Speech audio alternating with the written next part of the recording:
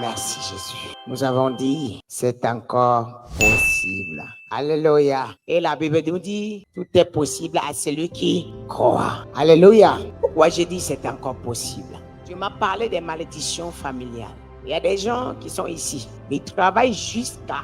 Ils n'ont jamais vu le bonheur dans leur vie. Il y a des gens qui sont ici. Tout ce qu'ils font, partout où ils passent, il y a des réclamations dans leur vie. Si tu as des réclamations dans ta vie, c'est qu'aujourd'hui, c'est ton jour.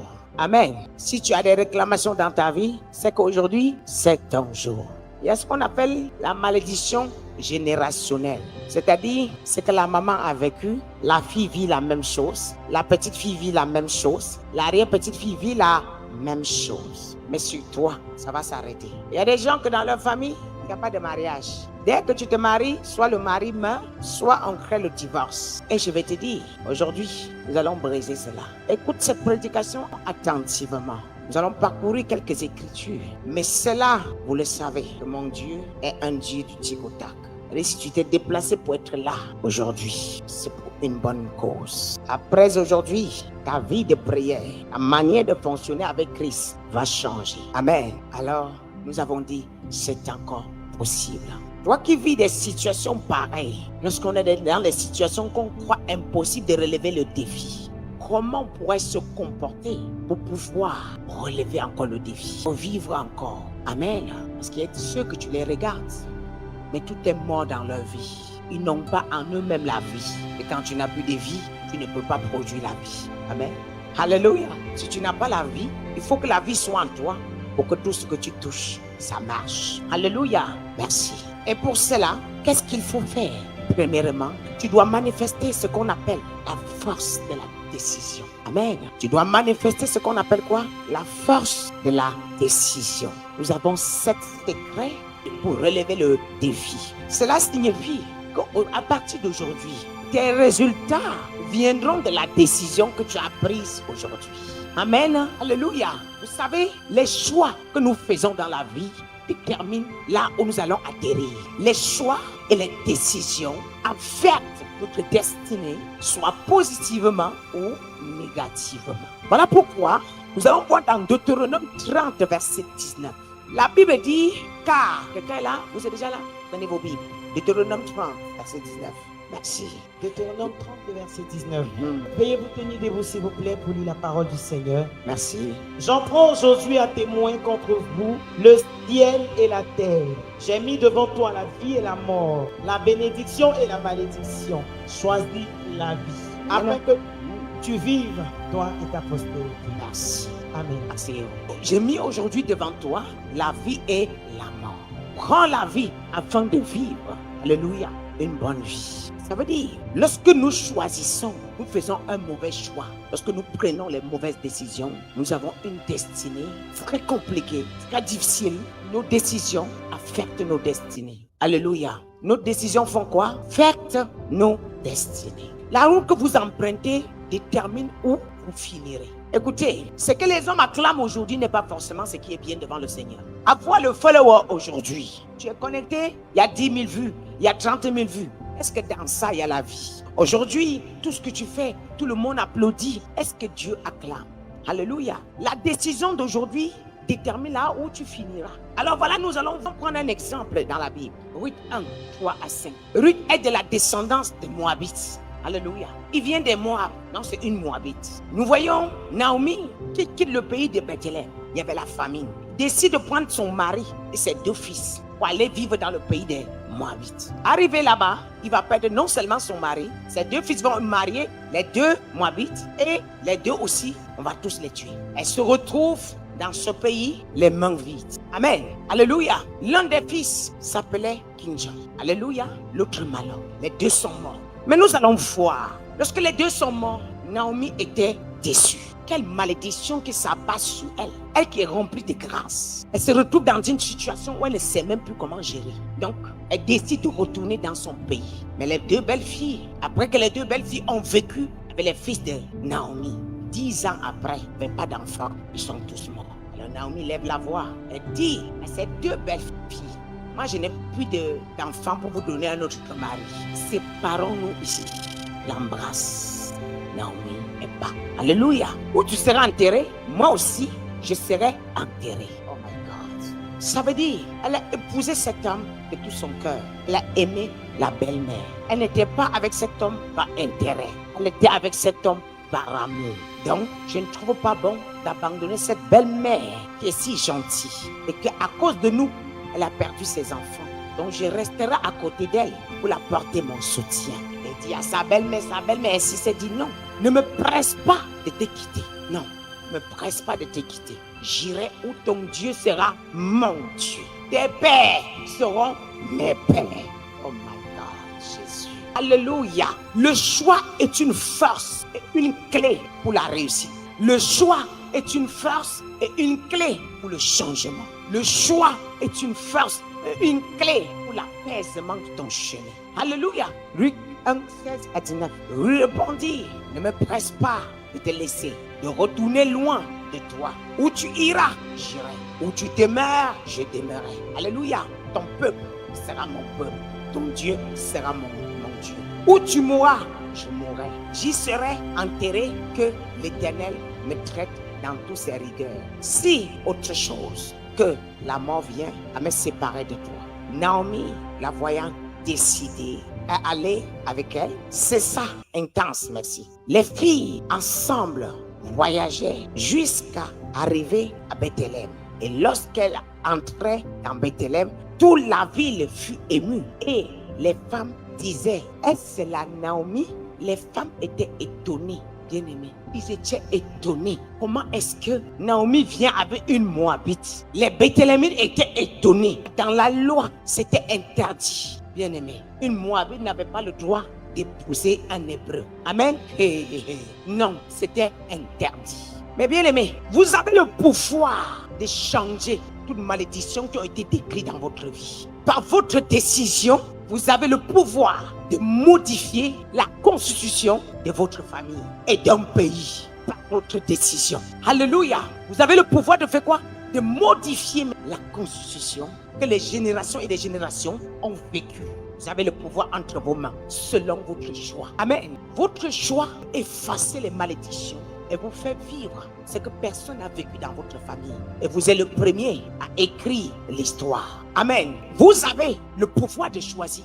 Mais vous n'avez pas le pouvoir. Vous n'avez plus le pouvoir de supporter les conséquences. Lorsque tu choisis un mauvais chemin, quand les conséquences commencent à tomber, tu n'as plus le pouvoir d'arrêter. Et je m'adresse à quelqu'un. Lorsque vous faites un mauvais choix, lorsque les conséquences commencent à tomber, vous n'avez plus le pouvoir d'arrêter. Car ce que vous avez choisi vous poursuit. Amen. Ce que vous avez choisi fait quoi? Vous poursuit. Amen. Nous allons voir quelque chose. Ruth 4, verset 13 à 14. Ruth 4, à partir du verset 13 à 14. Boaz prit Ruth, qui devint sa femme, et il alla vers elle. L'Éternel permit à Ruth de concevoir, et elle enfanta un fils. Les femmes dirent à Naomi, béni soit l'Éternel, qui ne t'a point laissé manquer aujourd'hui d'un homme ayant droit de rachat, et dont le nom sera célébré en Israël. Mais, alléluia, vous n'allez pas comprendre cette histoire. Cette histoire m'intéresse beaucoup. Une femme qui a tout perdu. Mais lorsque Dieu est sur le point de le restaurer, il le restaure par sa belle-fille qui est une Moabite. Et d'où vient les Moabites? Vous savez, lorsque Noé décida de coucher avec sa fille, l'inceste est entré dans sa famille. Dieu a maudit la famille de Noé. Amen. Les Moabites, c'est la descendance de Noé. Donc, qui était une famille maudite. Mais Ruth, par sa décision, va décider de faire entrer, alléluia, les enfants de Noé dans la descendance de Jésus. Alléluia. On va aller quelque part. Alors, il y a quelqu'un aujourd'hui qui peut décider, qui peut prendre une bonne décision. Elle était la seule, parmi tous les Moabites, elle était la seule à s'élever, à dire, je vais suivre Naomi. J'ai vu que le Dieu est le vrai Dieu. Aujourd'hui, nous les chrétiens, nous suivons la foule, mais nous ne suivons plus la grâce. Nous courons derrière les miracles, mais nous ne courons plus derrière la parole. Nous courons derrière la foule. Quand nous voyons la foule, nous sommes contents. Ah, il est de Dieu. Mais il nous manque un tout petit peu de temps d'aller consacrer 2 heures devant Dieu pour demander qui est cet homme de Dieu, qui est cette servante de Dieu. Mais nous avons perdu. C'est parce que Ruth avait la révélation. Quelqu'un peut dire la révélation? Cet homme avait la révélation. Cette fille avait la révélation. Quoi qu'il arrive, je ne t'abandonnerai pas. Naomi était d'une génération bénie. Donc, c'est à travers Naomi que Ruth est bénie. Et son identité a changé. Alors, quand l'enfante, ça veut dire que l'alliance maléfique est brisée. L'alliance diabolique est brisée. L'alliance de l'imitation est brisée. L'alliance d'échec est brisée. L'alliance de la pauvreté est brisée. L'alliance du célibat est brisée. Alors, Dieu lui donna un fils. Et ce fils, oh my God, est le père d'Ésaïe. Le père d'Ésaïe, qui est le père du roi David. Est-ce que je parle à quelqu'un ce soir? Ce que les hommes n'ont pas pu faire, tu peux faire. Bien-aimé, je ne sais pas. Que Dieu me donne les mots justes pour te faire entendre ces messages. Écoutez, que Dieu me donne de te parler ce soir. Laissez-moi vous dire quelque chose. Lorsque Dieu t'a choisi, il ne t'a pas choisi au hasard. Arrête de te mélanger dans le lot. Quand on se mélange dans le lot, on se limite. Arrête de vivre selon la vue. Vois au-delà. Ruth a vu au-delà. Tout le monde a abandonné Naomi, mais elle est restée. Oh! Badosh Kandarabado. Tout le monde a abandonné Naomi. Elle est restée. Car elle a vu loin. Naomi n'avait plus d'enfants. Naomi n'avait plus quoi manger. Naomi n'avait plus de vêtements. Aujourd'hui, nous jugeons les hommes de Dieu selon les tenues vestimentaires, selon le type de voiture qui roule, selon le type de maison qui sont dedans. Non! Je veux te dire que non! Ma voiture ne te délivre pas. Ma maison ne te délivre pas. Mes vêtements ne te délivrent pas. Mais ce qui te délivre, c'est ce que je porte. Pour la manière que je suis habillé, je peux crier jusqu'à me coucher ici. Il n'y a pas l'onction, il n'y a pas l'onction. C'est vide et c'est vide. Vous pouvez soulever les pieds, les gens tombent. Vous pouvez soulever le tête, les gens tombent. Mais c'est pas ça l'onction. Dieu est un Dieu d'ordre. Ce n'est pas parce qu'on fait ouah, les gens vont à gauche. Ouah, les gens vont à droite. Tu as vu où Jésus fait ça? Dis-moi là où Jésus a fait ça. Peuple de Dieu, lisez votre Bible. Soyons dans la révélation. Alléluia. Quelqu'un peut être dans la révélation ce soir. Amen. Voilà pourquoi, lorsque le prophète Samuel va s'élever, Dieu va lui dire, dans 1 Samuel 16, verset 1, je t'envoie chez Isaïe, va me oindre le roi David. Car le roi David était déjà né béni. Dieu avait décidé. Pourquoi? Dieu avait décidé, en lui sortira quelque chose. Il y a des enfants nés bénis. Bien-aimé, si tu es là, tu es béni. C'est toi qui ne connais pas valoriser ce que tu penses. Je vais vous dire quelque chose. Arrêtez de suivre ce que la famille a fait. Ce qu'ils n'ont pas pu faire, tu peux faire. Ce que les Moabites n'ont pas pu briser, Ruth a brisé. Est-ce que je parle à quelqu'un ce soir? Ce que les Moabites n'ont pas pu briser, Ruth a fait quoi? Ruth a brisé. Mais ça peut commencer par toi. Jusqu'à ce que Dieu me touche par un marabout. Je n'avais jamais entendu le nom de Jésus dans ma famille, ni dans mon village. Je partais aussi dans les fétiches comme vous. Mais un jour, Dieu a dit stop. Les fétiches là, c'est fini. Le marabout lui-même m'a dit que non, Dieu t'attend. Il dit Dieu où? Il dit Dieu comment? Il dit qu'il faut aller chercher un pasteur. Il dit comment ça? Il dit non, ma fille, je ne peux plus rien faire pour toi. Dieu m'a dit de te dire d'aller voir un pasteur. Moi, je croyais qu'il blaguait. Il fallait voir comment j'étais en colère contre elle. Il dit mais les pasteurs vont aller manger tout mon argent. Vous savez, dans ce monde, quand tu as un peu de miettes, tu penses que tu es au sommet. Tu penses que tu es à l'abri. Alléluia. Et ça nous trompe beaucoup. Ce que nous avons dans nos comptes là, nous trompe parfois beaucoup. Et la mort, si ça va arriver, les comptes ne peuvent pas arrêter la mort. Voyez, je lui ai dit à la dame, écoute, je ne connais pas de pasteur. Il dit non, l'autre ville là, il y a le pasteur là-bas. Et quand je suis rentré, on m'a amené chez le pasteur. Mais chez le pasteur là, je suis arrivé là-bas, je me suis incliné derrière. J'ai dit non, je suis venu pour mes deux grands frères qui ont des problèmes. Moi, ça va. Ouais, je faisais mes affaires. Je savais que j'étais à l'abri. Non, j'ai dit au pasteur, il fallait voir comment j'étais habillé. J'ai dit au pasteur que, papa, il y a trop de problèmes dans ma famille. Mes frères là, quand tu envoies l'argent là, ils font rien avec. Ça marche pas. Si tu peux aller prier chez eux. C'est ça là, peut-être c'est pour ça. Quand j'ai fini d'amener le pasteur prier chez mes frères, là que je suis rentré dans mes conteneurs, dans mes affaires, dédouaner mon conteneur, fini de vendre. C'est l'argent qui compte en ce moment-là. C'est l'argent. Je compte l'argent. Je dois, je planifie. Il faut que le conteneur me donne tel million. Il faut que je planifie telle sortie de marchandises. Ça doit donner tel million. Mais quand je suis rentré, le Saint-Esprit m'a dit, je ne savais pas que c'était le Saint-Esprit. J'étais envoyé chez le pasteur là-bas. Je suis retourné moi-même. J'ai réveillé les gens. Accompagnez-moi encore chez le pasteur là que vous m'avez accompagné là-bas. Parce que je ne connais pas ça, je ne sais pas de pasteur. Et là, quand Dieu m'accompagne là-bas, j'arrive là-bas, on me parle de l'histoire de Job. Le pasteur me donne la Bible en disant que tu as l'histoire de Job. Je ne savais pas ce que ça fait. C'est quand tout met mon argent là, je mets ici, ça change ici, les usines se ferment. Là, je commande ici, ça se bloque. Et je commence à dire, mais je suis venu en Jésus avec l'argent. Finalement, je n'ai rien à manger. C'est quel genre d'histoire? Mais seulement, Dieu m'avait donné une force. Je ne vous mens pas. Les conteneurs STD ne m'avaient jamais diminué ma vie de prière. Les blocages de marchandises ne m'avaient jamais diminué ma vie de prière. Plutôt, ça me poussait à prier. Jusqu'à l'heure où je suis. Aucun démon n'a pu me stopper. Aucun marabout n'a pu me stopper. Aucun pasteur de Baal n'a pu me stopper. Même ma famille, là, lui-même, à un moment, ils ont dit que la paix, là, non, c'est pas la peine. Vous ne pouvez pas la combattre.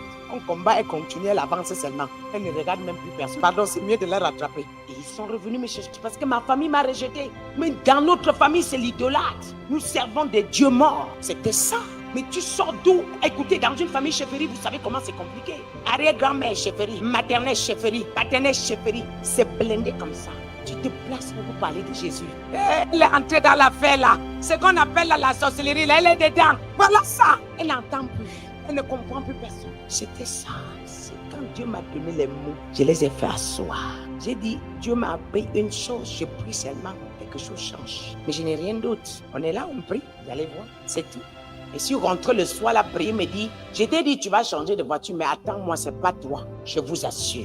Garde l'argent que je t'ai donné là, c'est pour faire autre chose. Tu ne changes pas la voiture toi-même, c'est moi, je la prépare et je viendrai te donner. Je sors, je dis à mon mari, tu as vu l'affaire là? Dieu m'a dit que c'est pas, il m'a dit oui, mais c'est pas le jour. Il me dit, je t'ai dit que tu avais raison. Dès que tu dis Dieu, je dis, c'est mieux d'aller prier. C'était la semaine surpassée, j'avais le studio. Je suis allé, c'était urgent. Je dis, Seigneur, comme on a cogné ma voiture, il faut que je change. Tu m'as dit de changer, je vais le faire. Bien-aimé, même quand tu as l'argent en main, ça ne te donne pas le droit de décider de ta vie comme tu veux. C'est ça le problème. Vous avez déjà la capacité. Vous dévancez le Seigneur. Quand vous avez déjà le pouvoir, vous dévancez le Seigneur. Laissez le Seigneur vous amener petit à petit dans son chemin étroit. Il n'est jamais pressé, mais il est toujours à l'heure. Vous allez confirmer bientôt. Pour l'instant, beaucoup me prennent pour une folle. Vous croyez? Mais certains, écoutez, vous savez, quand Jérémie a prophétisé là, on lui a pris, on a jeté dans le puits. On a jeté Jérémie dans le puits. C'est quand Babylone était en train de siéger qu'ils ont commencé à aller appeler Jérémie. Il avait dit, mais c'est tard. Parce que Dieu vous avait donné le don de repentance. Vous n'avez pas compris. Bien-aimé, il n'y a rien que Dieu ne peut pas faire. Il n'y a rien qui est impossible à Dieu. Je vous dis, tous vos pasteurs qui vous prêchent, ils ne croient pas à ce qu'ils prêchent. Oh, tu doutes de ce que je te dis? Hein? Vos pasteurs là, vos prophètes là, ils ne croient pas à ce qu'ils prêchent. Eux-mêmes, ils ont le micro, mais ils disent pourquoi? Je peux te détailler. Si je crois à sa puissance, ta capacité, je ne peux pas aller me rejoindre à une sirène des eaux. Je ne peux pas aller entrer dans une loge pour avoir la foule.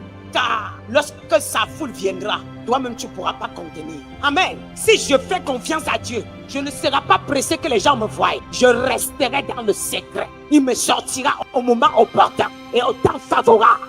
Alléluia. Nous sommes pressés. Pourquoi? Parce qu'on peut être acclamé. Est-ce que quand tu es acclamé par des gens, est-ce que tu es acclamé? Est-ce qu'il est dans ce que tu fais? Le roi David a été roi. On va aller le choisir.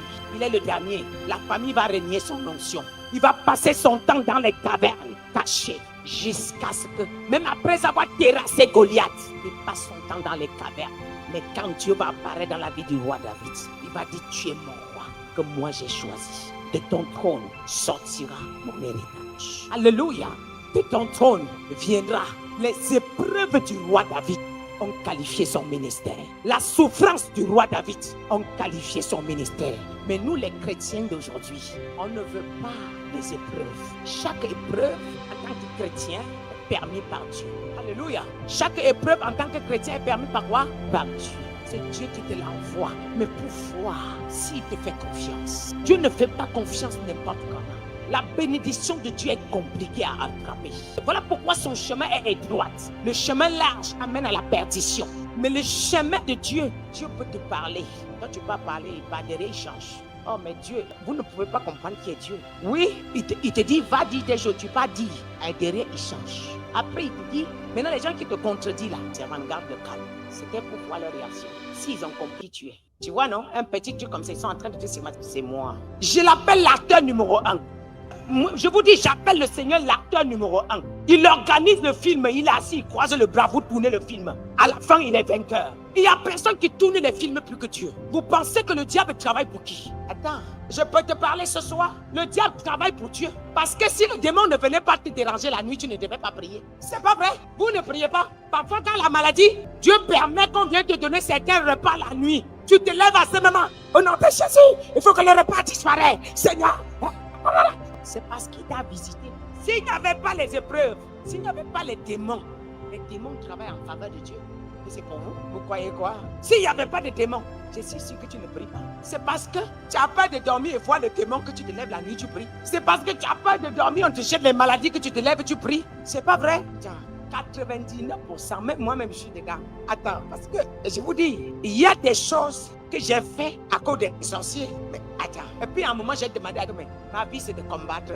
Tous les jours, tu m'envoies des sorciers. Tous les jours, tu m'envoies des sorciers. Je suis fatigué.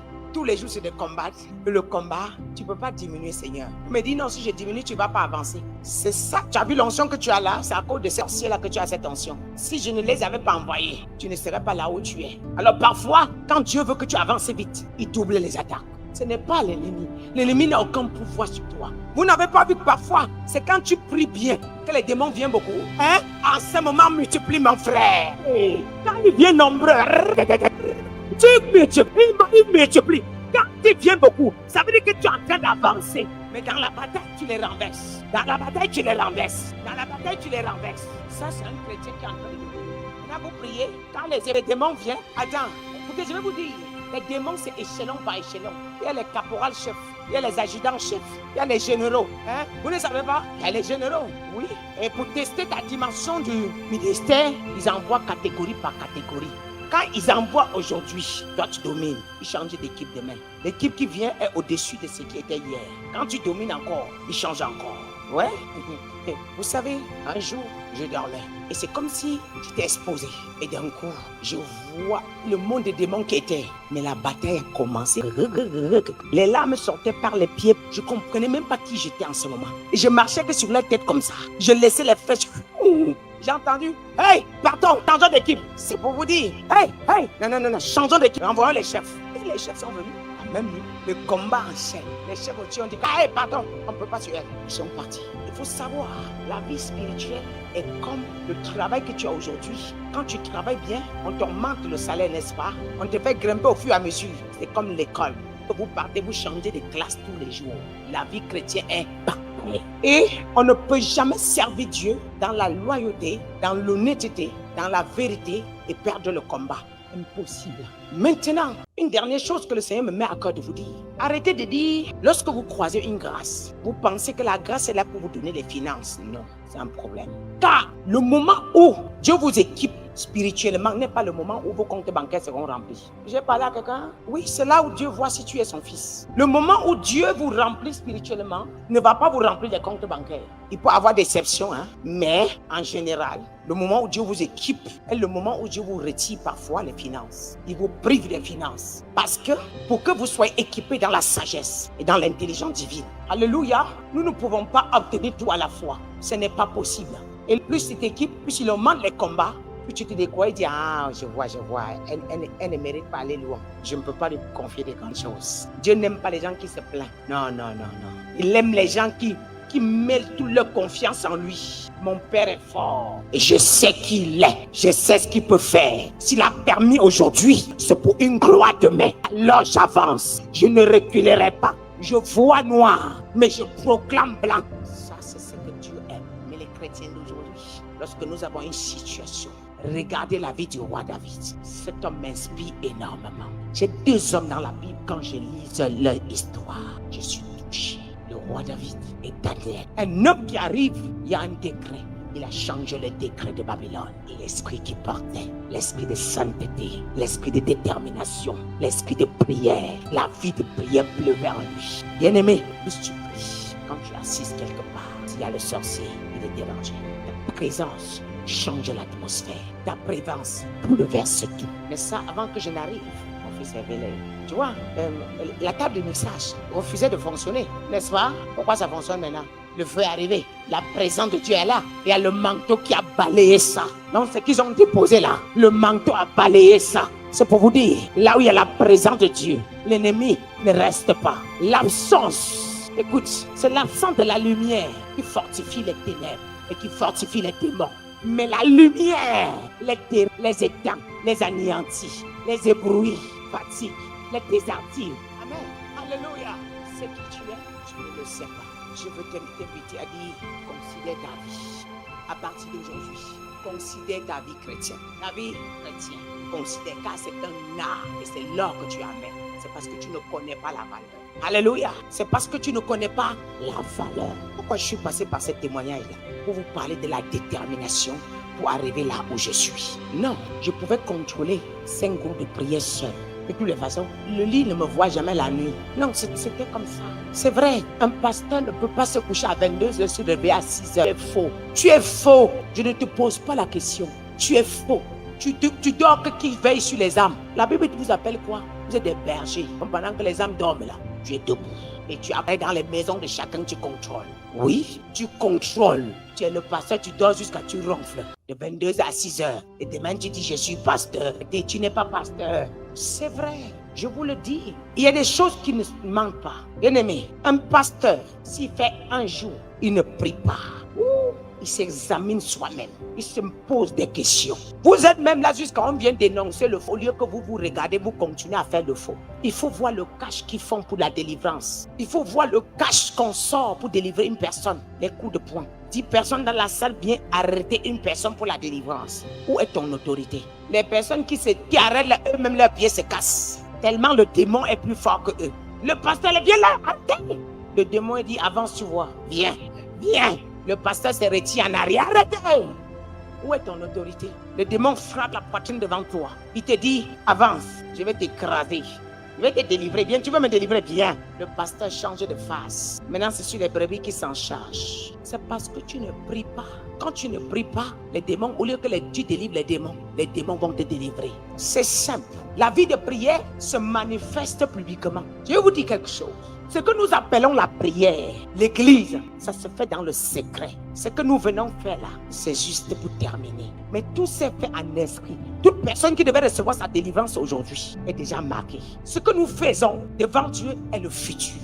Tous ceux qui devaient bénéficier d'une grâce prophétique, manteau, ils sont déjà marqués. Ce n'est pas maintenant que ça doit se faire. Ce n'est pas par mes forces. Ce n'est pas moi qui délivre. C'est lui là-haut. Et c'est son esprit qui est en train de œuvrer dans cette salle. Je ne suis qu'un instrument et j'applique des paroles qu'il met dans ma bouche. Savez-vous pourquoi il a fermé l'église? Pour que vous soyez des chrétiens indépendants. Parce que vous dépendez trop des pasteurs. Vous dépendez trop des prophètes. Vous dépendez trop. Tu as mal à la tête. Papa. Tu as mal aux pieds. Maman. Ton enfant chauffe. Daddy. Ton frère est malade. Au lieu que tu prends ton téléphone pour prier pour ton frère, tu reçois quoi chez le pasteur depuis? Daddy. Mon frère, s'il te plaît, mon frère va mourir. Alors, on va donner depuis. Et Daddy aussi est là. Ton frère va mourir. Attends, je prie. Non, non. Vous devez apprendre à connaître le Seigneur vous-même. Vous-même. Vous devez avoir une détermination. Si vous remarquez bien, les derniers Zooms, quand je me présentais, le Saint-Esprit prenait le contrôle et je ne prononçais le nom de personne. Et Dieu opérait. C'était pour vous dire, c'est lui qui décide. Quand je préparais ce message, il me dit, ma servante, fais pour toi, je fais ma part. Moi, j'ai déjà préparé ce que tu vas faire ici et tu feras ce que moi je te dis, pas ce que tu es venu avec. Donc forcément, je prépare le message, je peux ne pas finir. Parce que lui, il peut vous communiquer ce qu'il arrange. Il m'amène, je pars là où il veut, pas là où je veux. Parce qu'il connaît vos besoins. Bien-aimés, que vous connaissez l'héritage que Dieu vous a donné. C'est à vous de gouverner dans le monde. Vous savez pourquoi les francs-maçons vous dépassent? Parce qu'ils connaissent leur Dieu et vous ne connaissez pas vos dieux. Un enfant qui vient d'être converti peut délivrer un franc-maçon, même s'il est le grand maître. Mais mon peuple périsse par manque de connaissances. Vous devez récupérer les territoires que Dieu vous a légués. Vous devez récupérer vos champs. Et ma mission, c'est que les banques mondiales reviennent aux chrétiens. Et en esprit, c'est déjà fait. Maintenant, il faut des hommes de foi pour que Dieu les attribue. Parce que c'est déjà fait. Ah, mon enfant, c'est toi qui comprends la paix là. Aïe, vous ne comprenez pas. Les enfants là, il a fini, il a remis sa tétine. Voilà ça qui est là. Voilà, il a retiré la tétine pour valider la parole que je suis en train de vous donner. Il a remis la tétine. Dieu, il parle à travers les enfants. Il fait ce qu'il veut. Il a dit alléluia jusqu'à tourner la veste. Il fallait le voir en tournant la veste là-bas. Parce qu'il est sûr de ce qu'il a dit. Dieu, quand il a envoyé, lorsqu'il a envoyé Jésus, même les gens n'ont pas cru. Le peuple est trop incrédule. Nous voulons voir ceux qui sont grands de taille, 3 mètres, 4 mètres, pour croire à la grâce. La grâce elle se manifeste. Elle ne s'écrit pas sur les toits. Et Dieu fait ce qu'il veut. Personne ne peut fermer la bouche de Dieu. Et personne ne peut changer ses plans. Et le Seigneur m'a dit, cet héritage que Dieu m'a donné, de venir vous remettre. Il y a des gens qui me suivent partout dans le monde. Quelqu'un qui est sur le micro, derrière son écran, va avoir la foi plus que toi qui es dans la salle. Il va recevoir. Ne regarde pas. Ruth ne pouvait pas savoir qui serait l'arrière-grand-mère de Jésus-Christ de Nazareth. Non, il ne devait jamais savoir. Alléluia. Mais il avait la foi. Alléluia. Je veux dire à quelqu'un, ton histoire doit changer. Et tu dois décider autrement à partir d'aujourd'hui. Car le mal nous paye le lendemain. La trahison nous paye le lendemain. Mais le bien, nous récoltons. Lorsque tu sèmes la bonne graine, elle est là à pousser, mais elle poussera. Elle sera mangée de tous. Tant qu'elle n'est pas encore poussée, beaucoup ne te croiront pas. Beaucoup ne te comprendront pas. Beaucoup ne t'entendront pas. Arrêtez de forcer que les gens croient à ton ministère. Reste dans le secret. Arrête de crier que ma famille ne croit pas en moi. Reste dans le secret. Arrête de crier que mon père me combat. Reste dans le secret. Ton secret parlera en ta faveur. Alléluia. Le 5e point. La constance est la clé de la victoire. La constance est la clé de la victoire. La constance. Donc, ce que tu fais constamment et régulièrement, elle finit par produire quelque chose de meilleur. Le problème, c'est que nous sommes constants en prière une semaine, on a un mois sans prière. Le problème, c'est que nous sommes constants avec la Bible, peut-être une semaine, 2 mois sans regarder encore la Bible. Mais tu as juste besoin de quelqu'un qui est constant tous les jours, qui a pris une décision. Ta vie chrétienne, tu dois la régler. Voyez, vous avez un emploi. Tous les matins, vous partez travailler, n'est-ce pas? Elle a même un, n'est-ce pas? La vie chrétienne devrait être pareille. Pourquoi vous pensez que parce que c'est Dieu, vous allez venir quand ça vous arrange et comme vous voulez? Vous devez avoir une heure avec laquelle vous communiquez avec votre Dieu. Et les jours que vous priez, et ça doit être constant. La constance provoque l'abondance. Et lorsqu'on est constant, on finit par déclencher l'abondance même sans s'en rendre compte. C'est-à-dire, si tu habitues le Seigneur tous les jours, 10 minutes, 1 heure, tous les jours, mais tu es là et tu lis la Bible, tu finiras par te retrouver à 5 heures de prière sans comprendre ce qui s'est passé. Je n'avais pas commencé à 5 heures de prière. J'avais commencé avec 10 minutes. Je ne connaissais pas. J'avais commencé avec 20 minutes. Mais en fin de compte, je priais même 12 heures par jour. La constance. Dieu recommande la constance. Donc, lorsque vous décidez, nous avons parlé de le pouvoir de la décision. Quand on décide de ce qu'on doit faire, on doit le faire constamment. Est-ce que je parle à quelqu'un ce soir? 1, verset 5 à 14. Du temps d'Hérode, du roi de Judée, il y avait un sacrificateur nommé Zacharie, à la place d'Abiathar. Sa femme était d'entre les filles d'Aaron et s'appelait Élisabeth. Tous deux étaient justes devant Dieu, observaient d'une manière irréprochable. Tu peux souligner cette partie? Alléluia. D'une manière irréprochable, les commandements et toutes les ordonnances du Seigneur. Vous entendez? Ils étaient devant le Seigneur. Ils observaient les commandements de Dieu d'une manière irréprochable. Nous les chrétiens, on a l'habitude d'obéir cela et demain on n'obéit pas. D'obéir telle chose et demain on n'obéit pas. Donc on fait à moitié. Et puis on réclame ses droits devant Dieu. Les ordonnances de Dieu doivent respecter toutes les ordonnances sans rien laisser. Et nous avons l'habitude de dire nous sommes chrétiens. On est chrétiens à l'église. Mais au carrefour, à la sortie de l'église, on est autre chose. Dès que nous sortons de l'église, nous avons 2 types d'habillement. Notre vêtement, c'est pour l'église. Ça descend jusqu'en bas. L'autre, c'est pour la rue. Ça vient, ça s'arrête ici. Et là, tu fais du mal à qui? Il y a d'autres, c'est devant les gens qui... Mais dans la chambre, il dort. Tu n'as rien à prouver à quelqu'un. Puisque ce que tu fais devant les gens, Dieu ne voit pas. Certains aiment les prières de groupe. Ils n'ont pas d'intimité avec Dieu. On dit, il obéissait son mari aussi d'une manière irréprochable. Aujourd'hui, on peut être pasteur, mais on dit aux brebis ce qu'ils doivent faire. Mais nous allons faire ce que nous voulons, parce que nous avons le micro. Tu donnes le jeûne aux enfants et toi, tu ne jeûnes pas. Tu demandes aux enfants de prier et toi, tu ne pries pas. Tu demandes la sainteté, tu prêches la sainteté. Entre-temps, toi-même, tu es dans la fornication. Alors, il n'y a pas notre commandement qu'on doit respecter et laisser l'autre. Alléluia. La Bible dit qu'ils n'avaient point d'enfants. Mais parce qu'ils étaient devant Dieu constamment, Dieu les a visités. Et Dieu les a visités en quel moment? Au moment du service. Le plus difficile, ce que tu pries, et le jour que tu as décidé de te bénir, vient de te trouver. Et le jour où Dieu vient dans ton secret, tu n'es pas là. C'est très compliqué. Alors le jour là, Il est venu répondre à toutes tes prières et tu n'es pas là. Mais c'est très compliqué. Le fait de faire quand on veut, comme on veut. Non, prends un engagement devant le Seigneur. Lorsque tu ne le fais pas, il faut toi-même t'en vouloir. La Bible nous laisse examiner soi-même. Ne laissons pas que les gens nous examinent, mais examinons-nous. Tu dis tu es chrétien. Es-tu sûr que tu es chrétien? La Bible dit que c'est quand ils étaient dans la présence de Dieu que l'ange a dit à Zacharie que tes prières ont été exaucées. Donc il priait constamment. Au verset 13, vous allez voir que tes prières ont été exaucées. Bien-aimés, on ne prie pas aujourd'hui pour arrêter demain. On ne prie pas quand seulement le démon vient nous déranger. La prière doit être ton quotidien. Et suite au sacrifice de Zacharie, l'ange aussi visite la même famille, Marie. Alléluia. L'ange, quelque temps après, Marie trouve grâce aux yeux de l'Éternel. J'aimerais dire à quelqu'un, le jour que Dieu doit te visiter, il ne t'avertit pas. Il faut savoir aussi, à chaque fois que vous avez une épreuve devant vous, ça veut dire qu'il y a une couronne derrière. C'est ce que beaucoup de chrétiens ne savent pas. À chaque fois qu'une épreuve se présente devant moi, ça veut dire que j'ai une récompense là. Que si j'ai réussi à vaincre l'épreuve, la récompense va se porter.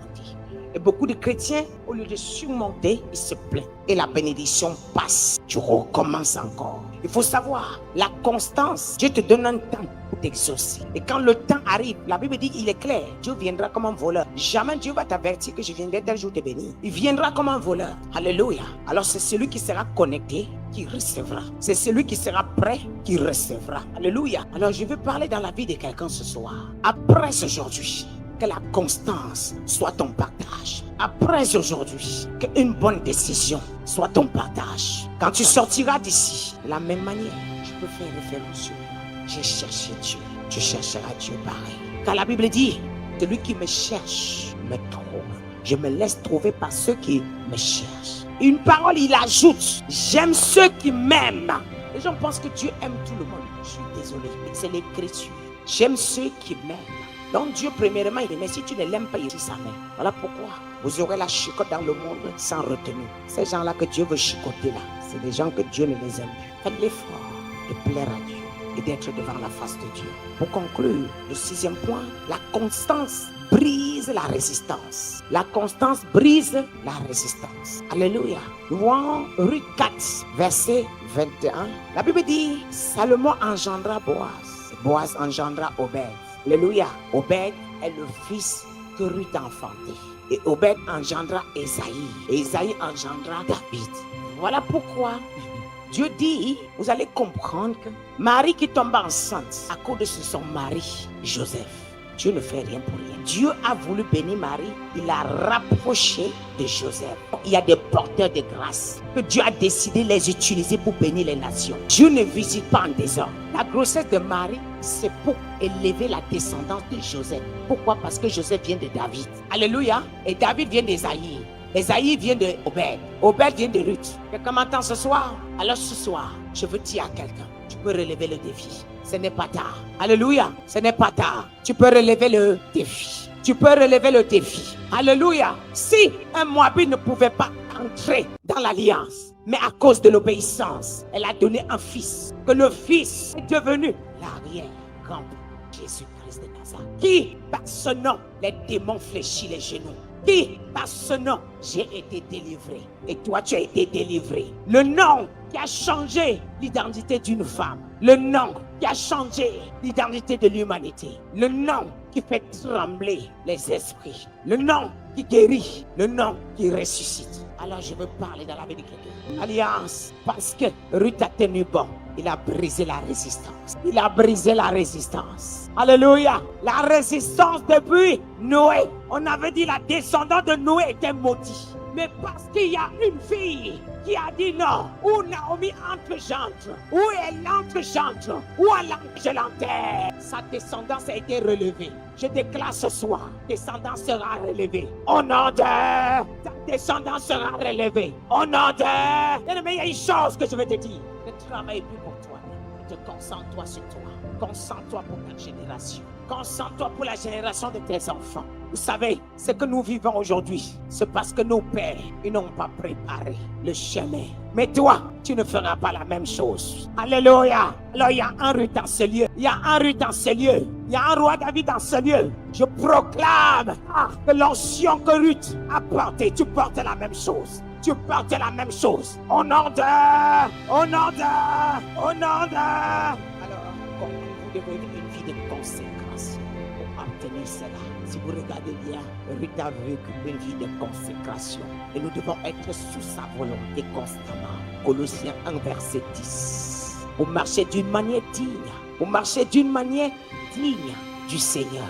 Et lui être entièrement agréable, portant des fruits de toutes sortes de bonnes œuvres et croissant par la connaissance de Dieu, fortifié à tous égards par sa puissance glorieuse, en sorte que vous soyez toujours avec joie et persévérance et patient. Rendez grâce au Père qui vous a rendu capable d'avoir part à l'héritage. Est-ce qu'il y a une personne qui est dans la révélation ici? Oh, je comprends. Rendez grâce au Père qui vous a rendu capable d'avoir part à l'héritage des saints dans la lumière. Alors il y a quelqu'un ce soir que sa part d'héritage est relâchée et qui nous a délivrés de la puissance des ténèbres et nous a transportés dans le royaume du Fils et de son amour. En lui, nous avons la rédemption et la rémission du péché. Colossiens 3, verset 1 à 3. Dis donc, vous êtes ressuscités avec Christ. Cherchez les choses d'en haut, où Christ est assis à la droite de Dieu. Affectionnez-vous aux choses d'en haut et non à celles qui sont sur la terre. Un chrétien, car vous êtes mort et votre vie est cachée en Christ et en Dieu. Un chrétien converti, premièrement, renonce aux choses de ce monde. Mais ce que les mondains convoitent, et même certains mondains sont raisonnables aujourd'hui, puisque les chrétiens que je vois dans les médias. Alléluia. Un chrétien doit renoncer aux choses mondaines et dédier sa vie à Christ. Celui qui dédie sa vie en Christ aspire aux choses d'en haut. Demande constamment que le Père le remplisse. Demande constamment la visite céleste. Demande constamment les dons célestes. Bien-aimé, je ne sais pas quand est-ce que j'ai pris un programme pour demander que Dieu me donne les finances. Mais constamment vous priez, n'est-ce pas? Toi, constamment tu prends les programmes sur ton mariage. Fais bien l'œuvre de Dieu. Ton mariage sera fait. Fais bien l'œuvre de Dieu. Tes finances seront faites. Si le Seigneur, ta vie sera faite. Dieu lui-même, il vous a béni. Donc, il souhaite que vous soyez bénis. Tout cet héritage, c'est pour vous. Mais c'est parce que aussi longtemps que l'héritier est enfant, il ne mérite pas son héritage. Même bien que c'est à toi, il va falloir que tu grandis pour pouvoir entrer dans l'héritage. Ça veut dire quoi? Aussi longtemps que tu es dans le péché, tu es enfant. Aussi longtemps que tu es dans les doutes, tu es enfant. Aussi longtemps que tu te plains, tu es enfant. Aussi longtemps que tu forniques partout, tu es enfant. Donc, la maturité céleste que Dieu nous donne, nous ôte le péché. Jésus n'est pas venu aimer le péché, il est venu ôter. Et la maturité céleste nous ôte le péché, et nous purifie, et nous transforme, et nous rajeunit. Alléluia. Et nous ramène dans le royaume du Fils, dans son amour, et nous sort des ténèbres. Car ceux qui venaient encore les ténèbres aiment le péché. Ceux qui venaient encore les ténèbres aiment mentir, aiment manipuler, aiment faire semblant. Je sais, après aujourd'hui, tu sortiras de là au nom de Jésus. Après aujourd'hui, tu ne seras plus jamais la même personne. Un vrai chrétien, bien aimé, quand c'est chaud, il retire les habits. Je vous dis, là où il y a la présence de Dieu, on ne se voit pas. Quand un homme continue à se mirer, se regarder par-ci par-là, entrer dans la salle, regarder ici, et tu n'es pas chrétien, va te voir ta vie. Si tu veux, tu es orgueilleux, tu dis tu es chrétien. Je vais te dire que tu n'es pas chrétien. Plus l'onction monte en nous, plus on est rempli d'humilité. Plus la présence de Dieu domine, plus on est rempli d'humilité. Et ce qui détermine que tu as la présence de Dieu, tu acquis le caractère de Dieu. Et le caractère de Dieu, regardez sa grandeur, mais il se rabaisse à notre niveau pour pouvoir nous ramener à son niveau. Dieu ne peut pas te ramener en te rejetant, en te regardant autrement, en te méprisant. Regardez son royaume, que Dieu te fasse grâce. Et tu vois comment son royaume est beau. Mais il te regarde, tu vis dans la poubelle, mais il te dit tu es belle. Tu n'as même pas de vêtements, et dit ma fille tu es belle. Tu ne te laves même pas, je t'aime beaucoup. Tu sais, je ferai ceci avec toi, je ferai cela. Voilà ce que je te réserve. Il se rabaisse à ton niveau pour te ramener à son niveau. Alors, si tu es un pasteur, si tu es un chrétien, pour me montrer que tu as l'onction, puis Dieu t'utilise, puis tu lui donnes sa place. Ce n'est pas toi qui fais, c'est lui qui fait. Puis Dieu t'utilise, tu te retires en arrière. tu lui laisses le devant. Puis si tu utilises l'échelle où il t'a mis dessus. Tu montes dessus, tu l'élèves encore. Tu veux voir plus loin, tu veux voir encore, tu veux entendre encore. Tu aspires, je veux te connaître, je veux savoir qui tu es, je veux parler comme toi, je veux marcher comme toi. Voilà la prière des hommes matures. Seigneur, remplis-moi, je veux te ressembler, je veux marcher comme toi, je veux parler comme toi, je veux voir. Prenne-moi tes yeux, prenne-moi tes oreilles, donne-moi tes pieds, je veux fonctionner comme tu fonctionnes. Seigneur, brise-moi, brise-moi, donne-moi l'humilité. Je veux être brisé, brise-moi encore, change ma vie, je veux te ressembler, je veux disparaître et que toi seul tu vis en moi. Je veux m'effacer et toi seul tu vis. Je veux que ma vie s'efface totalement et que ta vie seule règne et que tes conditions dominent ma vie, que ta volonté s'installe en moi. C'est la prière des hommes matures. Quand tu as encore mon mariage, ma voiture, mon argent, je vais te dire c'est faux. Tu ne le connais pas encore. Quand tu le connais, tu aspires à sa grâce. Tu aspires à sa sagesse, à son intelligence, à son esprit de discernement, de sagesse. Je me souviens, je dormais avec Ésaïe 11. Je lisais tous les matins, de 1 à 3. Remplis-moi de ta sagesse, remplis-moi de ton discernement. Je veux te ressembler, je veux te voir. Touche-moi, touche-moi, touche-moi, visite-moi. Je veux te sentir, je veux être comme toi. Papa, je te cherche, je veux te trouver, je veux te trouver, je veux savoir que tu es là. Fais-moi signe, même par un intrus. Seigneur, je veux entendre ta voix, je veux te connaître. Papa, où es-tu? J'aspire. Si Élie t'a vu, je veux te voir. Si Moïse t'a vu, je veux te voir. Si Élisée t'a vu, je veux te voir. Si Jean t'a vu, je veux te voir. Fais-moi écrire une histoire entre toi et moi que personne ne connaît. La provenance, c'est entre toi et mon intimité, entre toi et moi. C'est toi et moi qui comprenons le langage, car les autres ne comprennent pas. Ils m'accusent, mais c'est pas un problème. Mais je cherche, ils ne m'entendent pas. Mais c'est pas un problème, mais je te cherche. Ils ne me voient pas, mais c'est pas un problème. Si tu me vois, ça me suffit. Je dormais dessus. Il y a un verset qui m'a tant touché dans la vie. Quand je suis tombée dessus, j'ai dit, waouh, c'est ça que les hommes ne connaissent pas. Ils ne savent pas. Tout est fait en lui. Tout est fait en lui. Et rien de ce monde n'est fait sans lui. Est-ce que tu comprends ce que ça veut dire? Donc même ton ennemi est fait par lui. Quand j'ai fini de méditer, je me suis levé, je me suis assis. J'ai dit, papa, parle-moi de ce verset. Il me dit, c'est moi qui ai créé tous les royaumes. Et tous les royaumes ténébreux, j'ai permis que mon peuple se mette debout. Ils sont trop faibles. Ils se plaignent trop. Rien ne peut toucher si je n'ai permis. J'ai dit, Seigneur, pourquoi est-ce que tous tes prophètes sont envahis par Baal? Il me dit, parce que quand ils veulent, je laisse. Je ne force personne. Quand j'ai mis la vie et la mort, maintenant. J'ai dit, mais pourquoi il faut autant du mal à tes enfants? Et tu ne dis rien. Elle dit ici, parce que chaque chose a son temps. Je suis le maître du temps et des circonstances. Quand mon temps viendra, je me lèverai. Et personne ne pourra régemmer. Ah, je suis sur le point de me lever. Alléluia. Je vais te dire, quand j'ai découvert ce verset, j'ai dit donc je marche en toi, je respire toi, je mange toi, je dors avec toi. Le sommeil que j'ai là, c'est toi qui l'as. Seigneur, je vais changer ma vie encore. J'ai commencé à comprendre l'été de femme. Si les hommes ne t'apprécient pas et qu'ils t'apprécient, ça te suffit. Ce que lui il a apprécié, les hommes finiront par apprécier. Ce que lui il a apprécié, les hommes finiront par apprécier. Et je dis, tu finiras par être apprécié aussi. Alléluia. Je vais te dire, si Dieu t'a choisi, il ne faut pas que tu cherches. C'est les hommes, ce n'est pas les hommes qui t'ont choisi. Pourquoi vous voulez plaire aux gens? Pourquoi vous voulez plaire? C'est ça qui tue les ministères. Qu'en dira-t-on? Je m'en fiche de ce que tu dis. C'est ce que Christ qui dit qui compte pour moi. Ce que tu dis, vous allez bavarder. Mais tant que mon Père n'a pas encore parlé, vous ne pouvez rien. Alléluia. Alors je parle à quelqu'un ce soir qui te remplit de toute sa plénitude.